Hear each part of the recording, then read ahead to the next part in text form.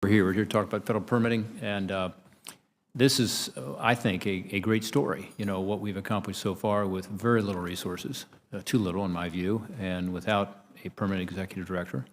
I think the Obama administration was slow to get it started. I think the Trump administration has not been aggressive enough in permitting a permitting reform executive director to be permanent. And my Congress has not provided adequate funding. But notwithstanding all that, we've made real progress, and we're going to continue to.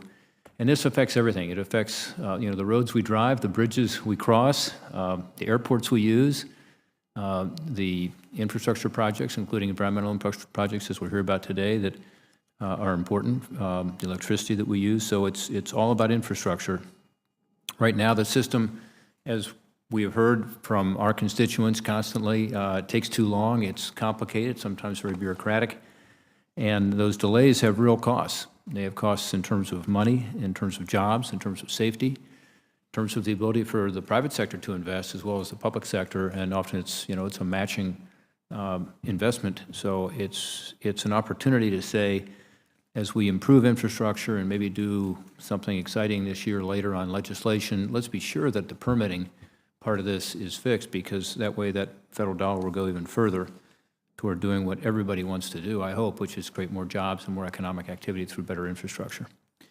5 years ago, actually probably 7 years ago, Senator McCaskill and I started in on this project, and about 2.5 years ago we passed legislation, and that was in 2015, and it's called FAST-41 because it was part of the FAST Act, Title 41. And FAST-41 tries to streamline the permitting process, and it focuses on the largest infrastructure projects. We call them covered projects. So for those listening today, when we talk about covered project, those are ones that under FAST-41 are included.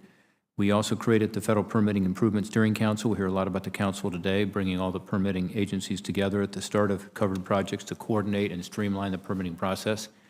I think we'll hear some good things today about that, but also the need, again, for more resources.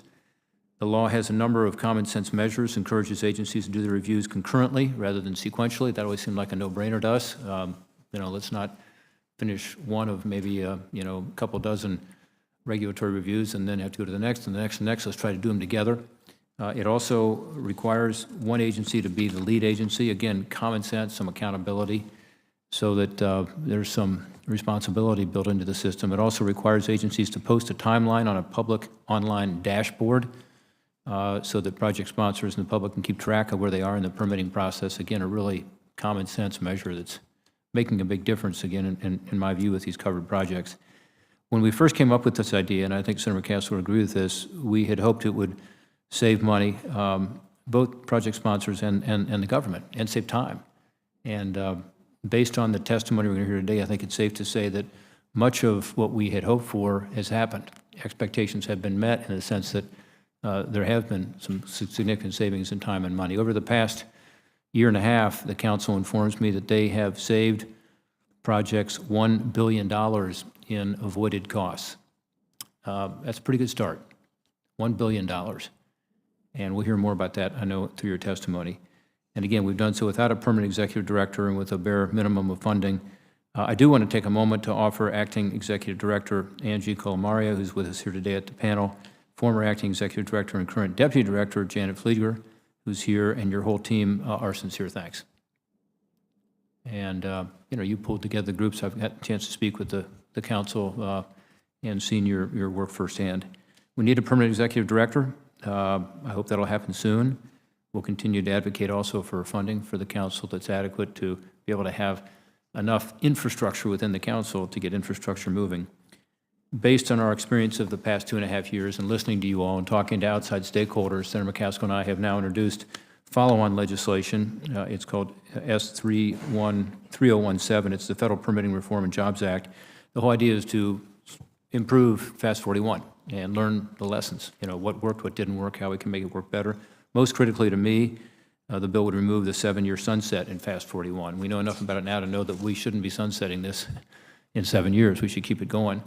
It would also allow more projects to apply to be covered. I think that's important, including some areas like transportation, energy, you definitely want to be covered. It would set a 2-year goal for each project's permitting process.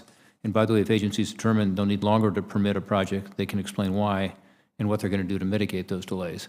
I think that 2-year goal is really important. And the bill will allow the permitting council to consult on non-covered projects as well, to take your expertise and be able to use it for non-covered projects if asked, and to help resolve conflicts. So these are modest, smart, common sense reforms that will build on the success we're already seeing. We're looking forward to hearing from each of the roundtable participants today about FAST-41's performance so far, what you think has worked, what hasn't worked, where we can improve the permitting process going forward. And with that, I would turn to my former ranking member on the subcommittee and co-author, Senator McCaskill.